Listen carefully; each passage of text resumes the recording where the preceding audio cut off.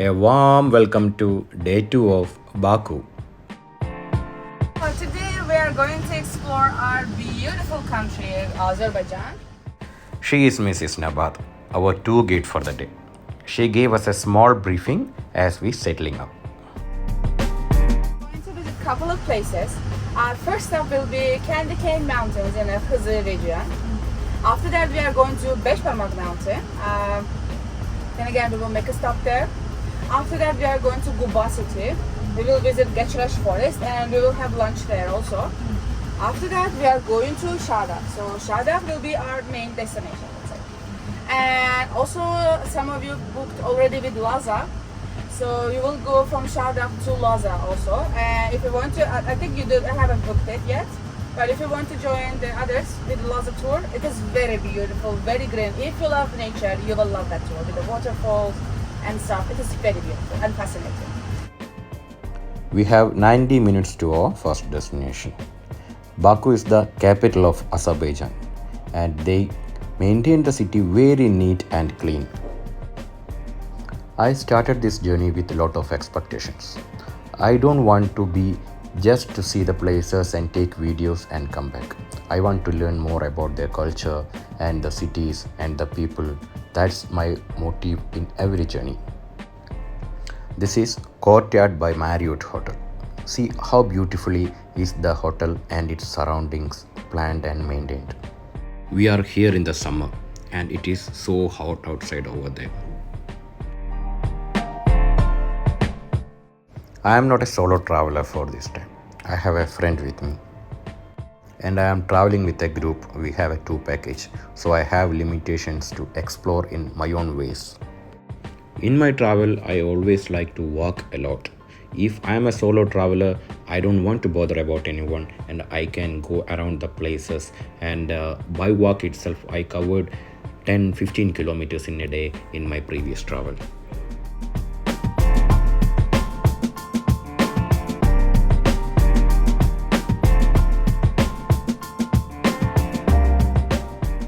We are traveling 250 kilometers towards northeast from Baku and our last destination will be Lhasa.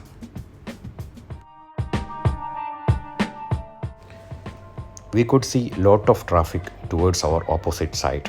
People are going to the city for their work. We are in the Kiri district now and we can see our first destination, Candy Cane Mountains, far away. And let us hear what Nabad want to say about it. After a couple of minutes, we will be in the Candy Cane Mountains. And they call it candy cane not because it tastes like a candy cane. So many people try to taste the mountain. It doesn't taste like a candy cane. Okay. It tastes like a normal mountain. But it was called like this because of the colors of the mountain. Colors of the mountains. In 1999, English traveler Mark Elliot, he came here to write a guidebook about Georgia and Azerbaijan. He came in this region and found out those red and white colored mountains looks exactly like a candy cane. Yes, yeah. That's why he named them candy cane. And after that, we started to call them candy cane, obviously. And this red color is because it is iron and was oxidized by the 2 billion years. You'll see it kind of have a layered structure because this region was under the sea a couple 100 billion years ago. So that's why it had that kind of layer. Like it took million years to form that area. Yeah. So white color, some say this is a salt, some say it is a sandstone. Then again, artists tasted it. It doesn't taste salty, so probably it's a sandstone. And she showed us one thing which looks like a bullet and she explained about that. Squid-like creatures that live there 100 billion. According to her, this is fossils of squid-like creatures which we can find in this region. As this area was under the sea before million years ago, these fossils were created.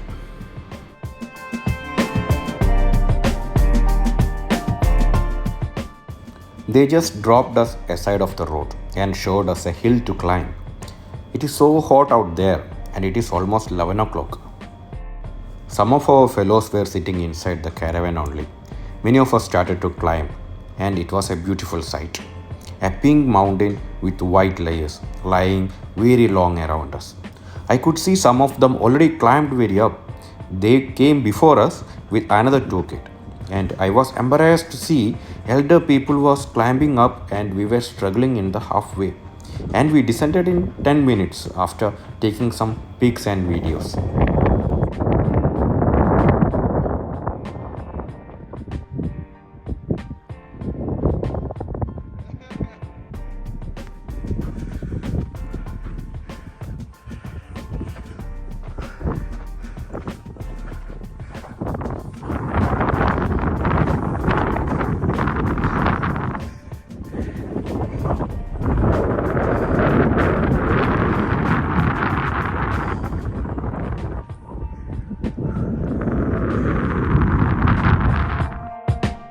The wind is so heavy as we felt we will fly away with that. There is more pedestrian ways ahead, but we stopped by there and started to take some videos.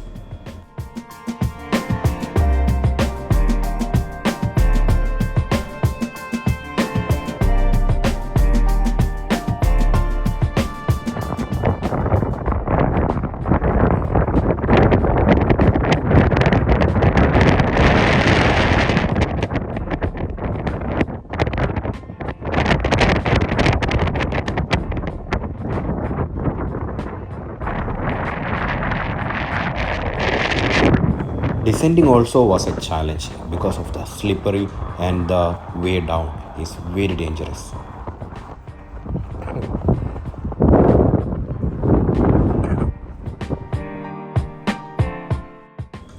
Now we are going to see Seysan district.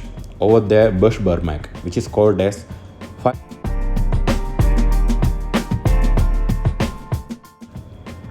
Muslims believe Prophet Khidr got immortality after drinking its spring water, and they pray for strength and good fortune at this mosque over there. And Nabad will tell you a story of giant also related to this. There is a legend about this place. So it says there used to be a giant, and he used to kill and eat everybody. One day, one young brave man, he was like, okay, I'm going to kill this guy. He went and they had a fight. He won. But just before that, the giant cut his hand. So his hand now is 500 pounds, like this. See? Like it.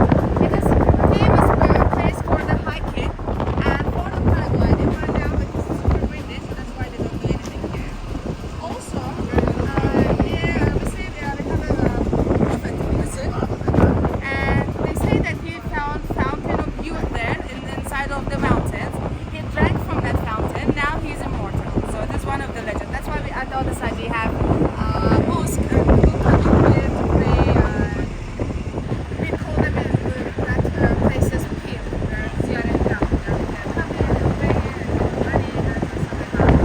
And this mountain is famous for bird watching, climbing, paragliding and all these things. Just before we reached, there was an accident and one lady died. That's why they stopped paragliding over there. And now we are reaching Kuba district. Nabad will tell you about that place. Lots of them live in there. The Lesgi is approximately 10% of the whole population.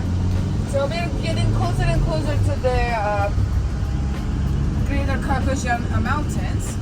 So let's talk about its history. When it comes to history to Azerbaijani cities, it's a little bit difficult to tell which city, when exactly they're built, because there was lots of invasions, there was lots of earthquakes and natural disasters that destroyed the cities. So they had to move them a little bit to the northern side, to the southern side, to make them more, let's say, secure. But I can tell you about what happened to Guba starting from 18th century. In 18th century, every city was a kingdom by itself. We called them hamlets. So Guba was one of the most powerful ones. So, but instead of becoming one, they used to fight with each other. That's why those kingdoms, those hamlets, were kind of weak. against powerful countries like Russia and Iran. So Russia and Iran they fought for Azerbaijan, and in the end, as I said before, they divided us between themselves. Kuba became part of Russian Empire. In 1918, Kuba, as a part of Azerbaijan, became independent in 28th of May, and until the 1920. In 1920, we became part of Soviet Union again, and in 1991, Baku, as a part of Azerbaijan, again became independent. And now, 1991. 1991, yeah, very Not recently. too much. Huh? Yes, recently. Yeah, recently, yeah. After the Soviet Union collapsed, we became independent. And now, as I said before, 25,000 people approximately live in there. Every region is famous for something. For some fruit, vegetable, we have festivals for that. Kuba is super famous for its apples. But now not the season. Like in the season, we have festivals. Like we suffered a lot. We need a reason for the festivals. Like a fruit is a good reason. We have a fruit, let's celebrate it. And also, as I said before, there's lots of different ethnicities living there. For example, Khanaligular, their story dates back 5,000 years back. Like we're one of the oldest nationalities living there. And as I said before, this is one of the highest points of people living in the world, 2,500 meters above the sea level. So basically, you are at the same level with the clouds. It's a very interesting place to visit. Yes, and also. One of the most significant things in our culture, in our art, is carpets.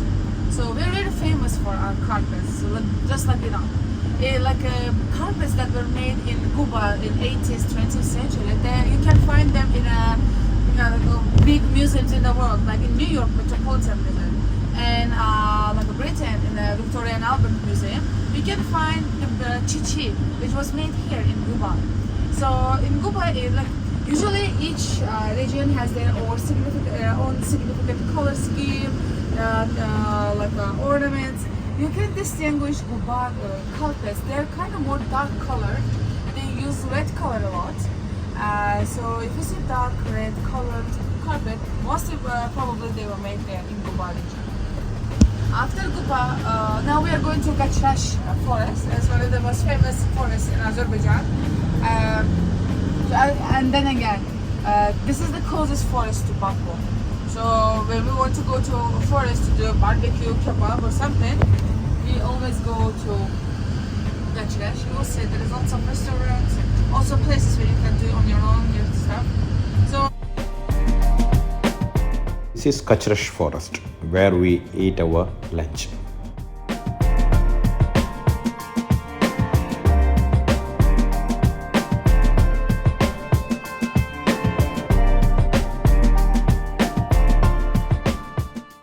Now we are moving towards Sherda, which is famous for its mountain resorts and adventures and relaxation.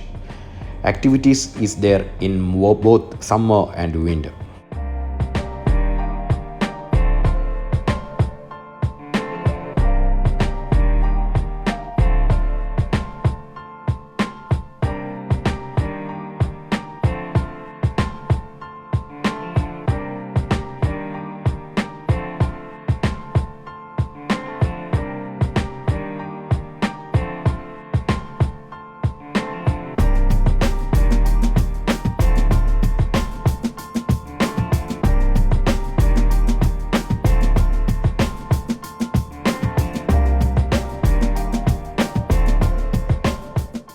As we reached there, Nabat briefed us about the places to explore.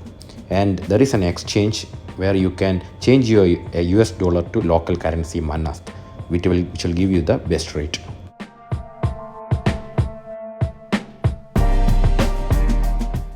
That area looked very vibrant with full of fun activities. I was very excited to try this one.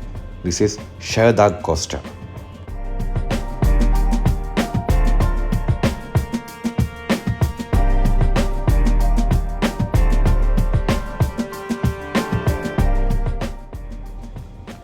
The rail is going up in the mountain. That view made me more exciting.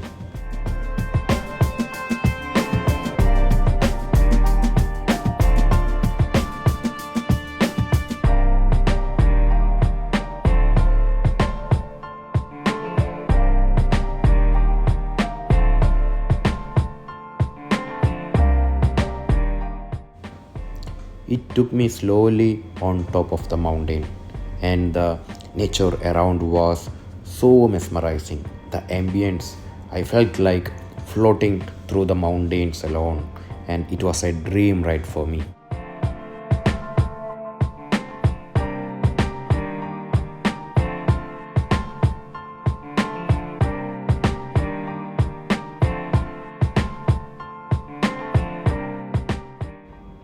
After a 15 minutes climbing upwards, we reached a bay for changing our car.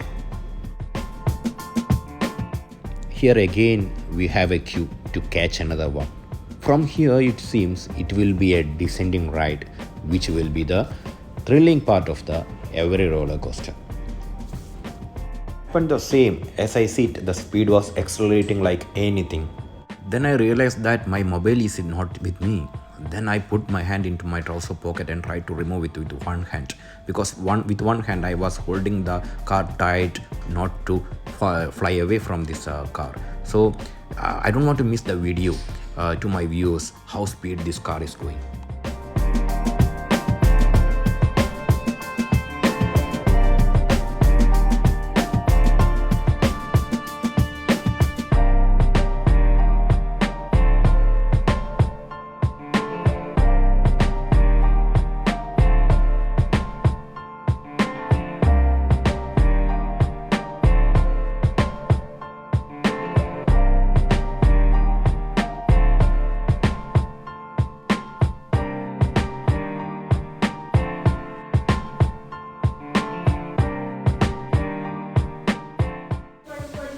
And that's all the Shahdak coaster for you. That gave me a wonderful experience that will never forget in my life.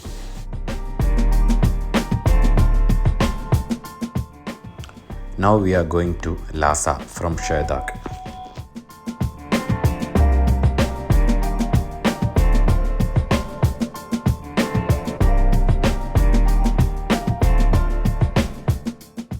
The ride itself was very beautiful.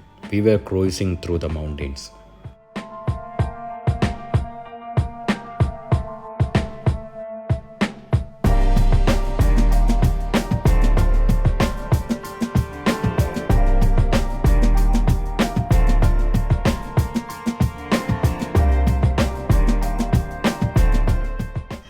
We could see huge waterfalls from far away.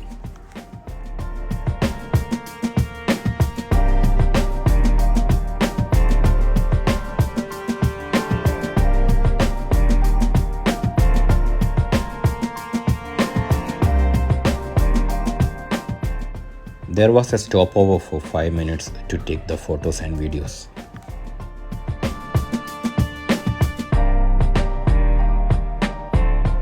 Here I could see a waterfall from the next mountain.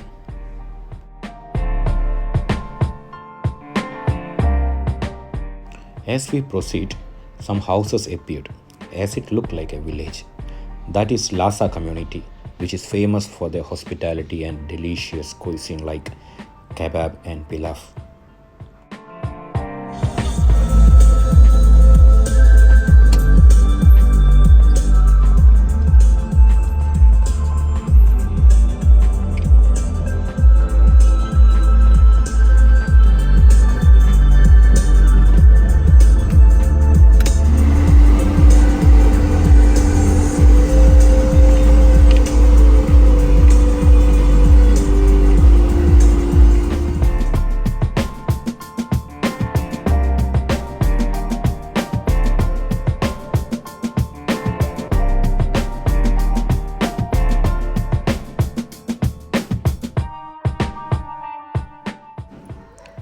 Then we reached our destination in 30 minutes. Here also we want to climb to see waterfalls, and it was amazing to be there.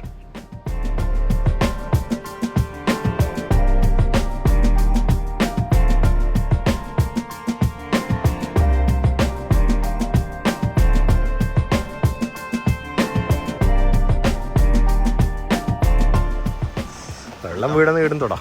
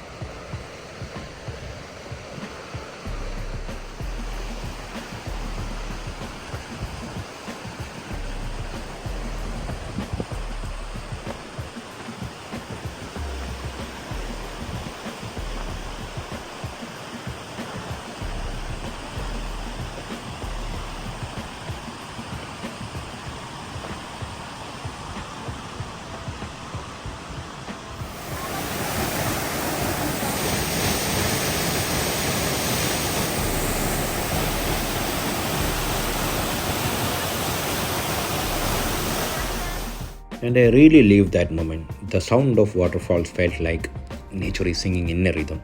She is trying to entertain us with her song. And I started to climb again to see the waterfalls from one level up.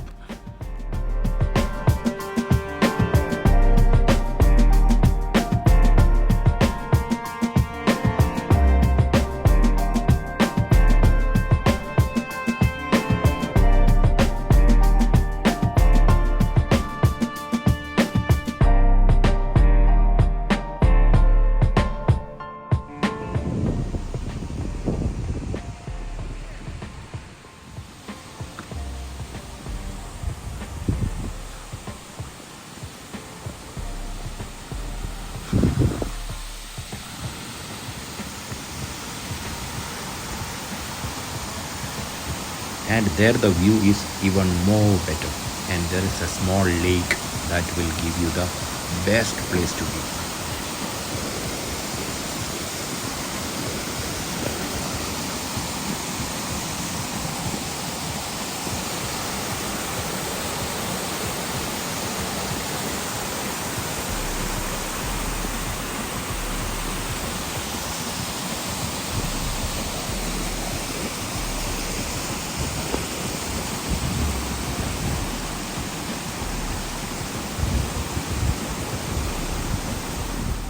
Washing faces in that cold water gave me a lot of relief in that humid.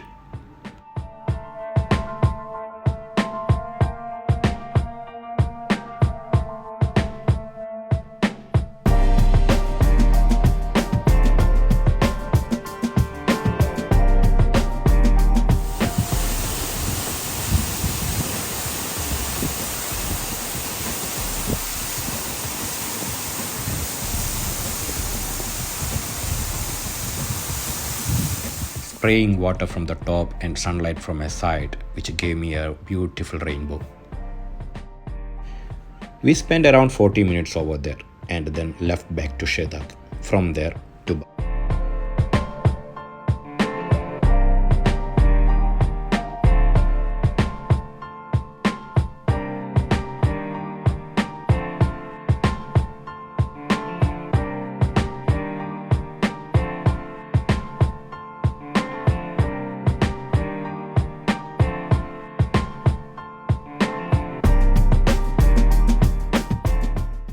We stopped in the middle for a tea break, and I could interact with some local people over there.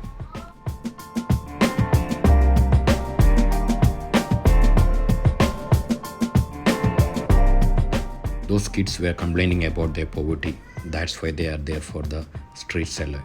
And majority of the life over there is hard because of the lack of wealth. So the scam rate in this region also is high. It is happening with the tourists. I will take you to all those in detail tomorrow. My mind is full of emotions and views which gave me by the day. See you tomorrow with more and interesting views. Goodbye then. Take care.